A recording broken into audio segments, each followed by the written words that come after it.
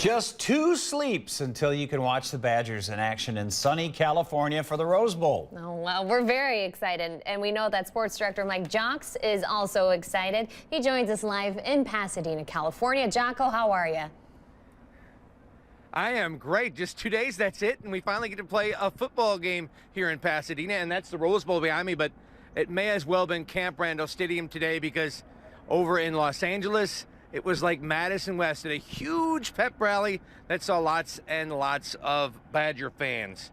Thousands of fans showed up right outside the Staples Center to see Paul Chryst, Jonathan Taylor, and other Badgers, and wish them good luck one more time before that big game. And guess who else was there? Former Badger and Doak Walker winner, Melvin Gordon, who was also in attendance. And now the Los Angeles Chargers said it's great to be back like it would be or felt like it was back in college.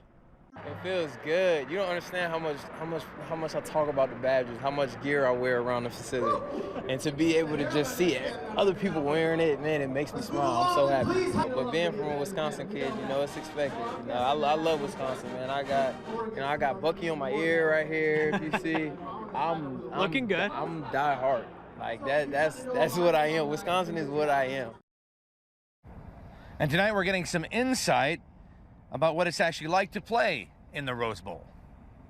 We drove over from Las Vegas where he lived, and we drove over to the Rose Bowl and watched Michigan and Washington play in the '93 Rose Bowl.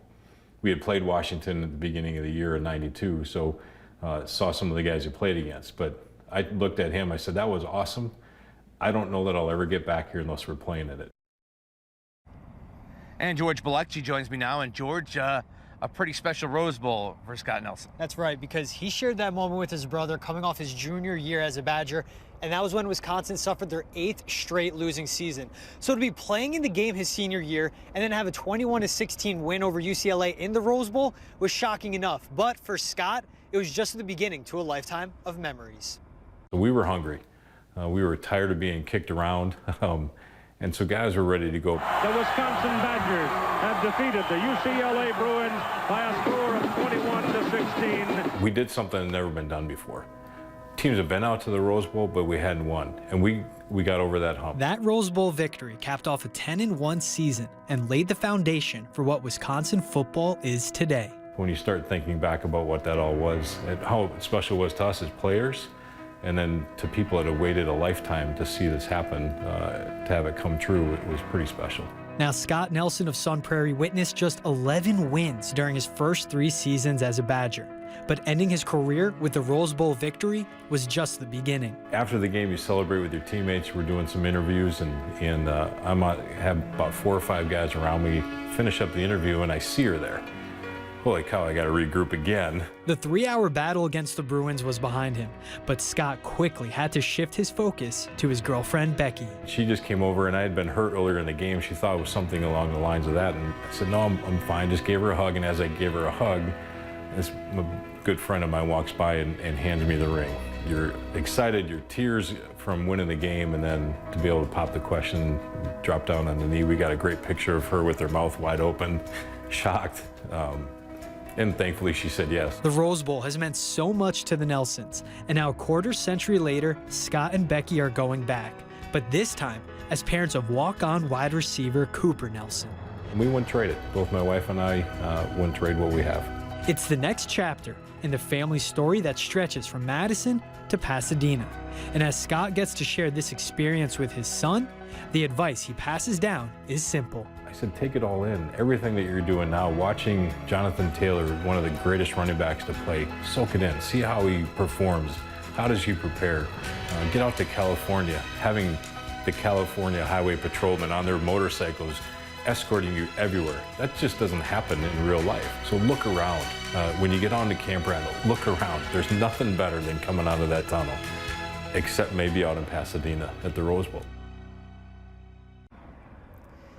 Now, Cooper is a walk-on redshirt freshman wide receiver for the Badgers, so he won't be fully suiting up and playing in the Rose Bowl when the Badgers take on Oregon. But you know, when he stepped out on the field for the first time, he knew how special it was, not just to be in Pasadena, but of course to be a part and share something with his parents. It's kind of surreal for me. I didn't really realize how special a place it is and can be And then when I got here, pretty special place for our family. My dad's final game as a Badger, where my parents first started their future together, and I get to play here as my first bowl game, so that's pretty exciting. Now, the advice that Scott shared with Cooper, it was the same as what he said there in the piece. He just kept it simple. Cooper told me the same thing. Just, hey, enjoy the ride. Enjoy the ride. That's what we are doing here. That's George Bellucci. I'm Mike Jocks live in Pasadena. We'll have more coming up later in sports. For now, we'll send it back to you. I only got one more thing to say. We're going back to the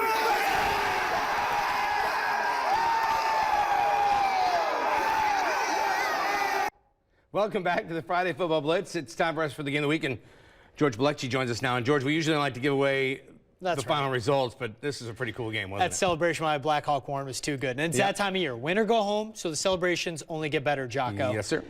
And with a spot at Camp Randall on the line, the celebrations get better as Black Hawk Warren was not only seeking their third straight state championship appearance, but defending their Division VII state title as well. Tonight, the Warriors taking on Lourdes Academy at Middleton, scoreless until the beginning of the second quarter when Ethan Williams, QB keeper around the edge, maybe a 6-0 lead after the failed 2-point conversion.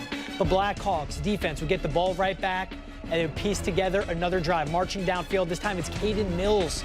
From a few yards out, coach's son punches it in. Warriors would get the 2-point conversion this time, lead 14-zip. But Lourdes finally would answer under a minute left in the half with Joshua Bauer on the money to Preston Rudinger. Knights hit the PAT, and that'd make it a 1-score game. But Blackhawk, after a long Jalen Ruffinact run, it's Williams to the air, finds Ruffinact in the corner. That's as time expires to end the first half. Warriors took a 27 lead into the break. Black Hawk Warren beats Lourdes 34-7. They'll take on Edgar and earn their first berth to state this year as a co-op. You know, it was a little hairy there in the first quarter, and the second quarter they just started gaining confidence and believed in themselves. So proud of that, but I don't know what to say about their defensive effort. Just incredible. That is one heck of an offensive football team right there. Still gets me. It's not going to hit me until I'm there, but I'm happy for this group. Happy to represent my family one more time at the camp. And now let's go to McFarland, where the Blackhawks from Prairie du Chien took on Lake Country Lutheran. Action from the start. Blackhawks forcing the fumble on the first play of the game after a crushing hit from Tyler Hanna. But the Lightning would force a turnover on down, so their first possession, 3rd and 9. Quarterback Luke Hartle finds Andrew Shoemaker, and he rumbles his way into the end zone. Long connection here and gets in. He got in, we promise. Our cameraman got hit. Austin, watch out, brother. But they were excited Lutheran players there. Second quarter now up 6-0. Lightning would capitalize on great field position. 15-yard touchdown run for Jack Leverins. They would go up 12-0 into the half. Hold on for the win. Lake Country Lutheran over Prairie du Chien 25-0. They'll face Stratford in state. All right, George, we'll see you on Facebook. I'll be right back for our after show. All right. Take the rest. Memorial taking on Muskego, the defending champs. Memorial on offense, throwing the interception. That would lead to a 69-yard touchdown run by Muskego. Memorial would eventually punch it in on their next drive to make it 14-7. In the second quarter, Muskego, there's that touchdown drive into the end zone for the Green Machine. But this one was all Muskego tonight. They win it and end Memorial's awesome season. Congratulations to Sparty. 49-13 is the final to take on Bayport. Girls State Swimming tonight, Division II style at the Nat. The Edgewood Crusaders looking to win their 5th straight state championship, and they get things going early and often. This one first is a 200-yard medley relay. And how about a state record to get things going? Anna Tiedites, Abby Reed, Izzy Enns, and Maeve Driscoll in a time of 1:44.51 to the 200-yard IM. And this time it's Anna Tiedites again, taking home gold. She comes from a big swimming family, you know that, right? Ella Hauser is from Whitewater is 2nd, Mackenzie Hammer from Monroe New Glarus 5th, and Natalie Nicer from Baraboo to 6th. To the 50 free, how about a 1-2 finish for the Crusaders? Maeve O'Driscoll and Abby Reed is 2nd. Ava Benning from DeForest finishes 6th. Edgewood wins its 5th straight state championship. McFarland comes in 2nd. That's it for the Friday Football Blitz. Yeah, we'll show swimming in the Friday Football Blitz because that's how we roll. When we come back, George has all your highlights. You're watching NBC 15 Sports. NBC 15 Sports presents Badger Game Day. Hello again, everybody. The game is almost here, people. that game, the Big Ten championship between your Wisconsin Badgers and the Ohio State Buckeyes. The game, of course, being played at Lucas Oil Stadium. That's where we find our George Bilecki.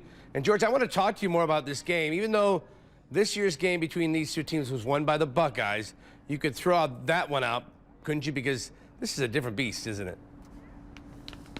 That's right, Jocko. Now, I've heard, and it seemed like seeing here in the parking lot, Ohio State fans have been rolling into Lucas Oil Stadium in droves, clearly outnumbering Badger fans, but you have to hope it will feel like a neutral site and a neutral field to help out the Badgers. That one was in the Horseshoe. This one is in Indianapolis, and it's not strange territory. We all remember the 2017 Big Ten championship game between these two programs. And for Wisconsin, it's the first time since 2011 they bring in a top 20 ranked offense and a top 20 ranked defense into this game. 2011 they won it. You have to hope they at least have a shot in this one. 3-score underdogs against a top-ranked team in the country. Jocko, you cannot count the Badgers out. It's why you play the game, because on any given Saturday, anyone can win and anyone can lose. You play to win the game. Hey, how do the Badgers win the game, right? How do they win it? Jocko, dance with who brought you here. Now, of course, that'll be on Jonathan Taylor's back. He's averaged over 188 rushing yards per game during their current 4-game winning streak. But on top of that, and you saw it firsthand in Minnesota, the Badgers offense stretched the field. Jack Cohn having one of his best career games. Quintez Cephas, the same for him, and the deep pass was there. What they have to do is include that in the playbook, because that will open up the running lanes for Jonathan Taylor. 2 of his 3 worst career games have come against the Buckeyes. He averages just 2.7 yards per rush against this defense. He has to find some running room. That has to be where the Badgers start their success. They have to continue it through the air as well. And Jocko, I'll tell you this. You line up these two teams, 11 on 11. Ohio State beats them in just about every category, maybe even at running back. But a team like Wisconsin, this is their national championship. You always have to fear a team that has nothing to lose, especially seeing them for the second time in 1 year. Reporting live from Indianapolis, George Bilecki, NBC 15 Sports. All right, George, bring home a win, all right? A busy day to be a Badger, like really busy. Am I right? The Badgers volleyball team just underway in their second-round matchup with UCLA at the Fieldhouse. Plus, the men's and women's hockey team in action tonight as well. I told you it was busy. Badger men's basketball hosting Indiana to start off the Big Ten play. Nate Reavers gets his scoring started in this one. Nice little jumper from 19 feet out. Reavers also expanding his range. Opposite end at the bend for 3. And in case you wanted the whole package, and I know you did, here's some Nate Reavers with the stretch and finger roll. Nicely done. He wasn't the only one doing work today. Aleem Ford getting the block here. Then in the following possession, from Pritzel to Ford beyond the arc. It's good. But as good as they were the half, this was all about the King. Kobe King, 17 points, 8 of 10 shooting from the field, all capped off by this monster throwdown coming up right here. King finished with a career-high 24 points. The Badgers shot 53.6% overall, 40% on threes. Badgers win at 84-64, which is awesome. The number 7 ranked was University of Wisconsin Whitewater football team wins big today. Taking on Mary Hardin-Baylor. It's not just one woman. It's actually a whole team from a different school, but they win it. They are now in the semifinals. They'll face St. John's next Saturday. That's it for sports. We'll have a final look at the forecast with Dylan, but please stick around anyhow. We'll be right back.